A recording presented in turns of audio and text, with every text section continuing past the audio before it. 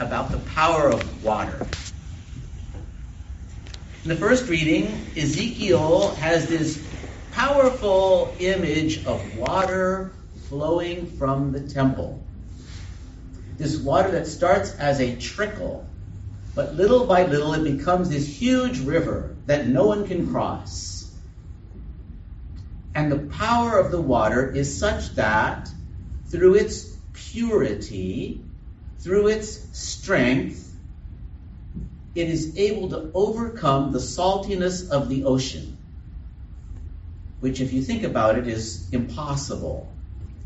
But not only can it do that, it nourishes and helps bring about these trees whose leaves are used for medicine, whose fruit keeps on sprouting month after month after month as beautiful, delicious food, all from the power of the water.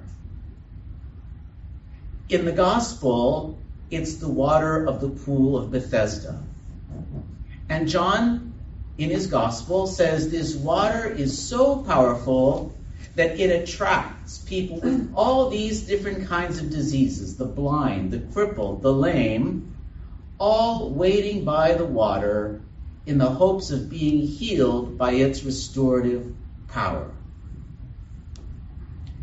So as we begin this month of awareness of child abuse and our desire to prevent child abuse, I think it helps us to keep these images of the power of water in mind.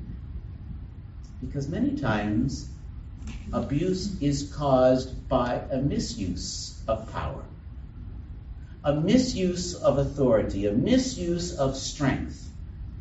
But our readings today help remind us of the power being used for good, of power and authority being used from healing, to bring about healing. And just like at the waters of Bethesda, there were people gathered around with all these wide variety of ailments, physical ailments.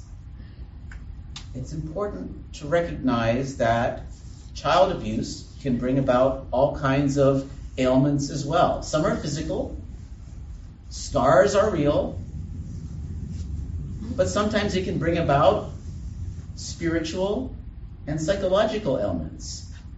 Lack of trust, shame, feelings of guilt, all kinds of other things springing from inside. And so today we are praying for that same gentle healing power of Christ to bring new life to those suffering from any of these different kinds of ways. On another level, we also pray for healing of the church and our society and so many other different groups within our society so that abuse never happens again. And we join today in prayer, spiritually united with people all over the world, victims in particular, desperately seeking all these different kinds of healing for themselves and for countless others. There's also another way to look at the symbolism of the water. The water could also symbolize us, the Christian community gathered together in prayer and in action.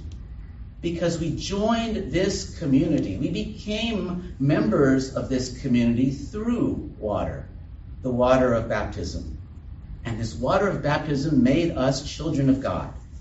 And by being children of God, our prayer is powerful and our action is powerful, individually, but even more so when we gather together.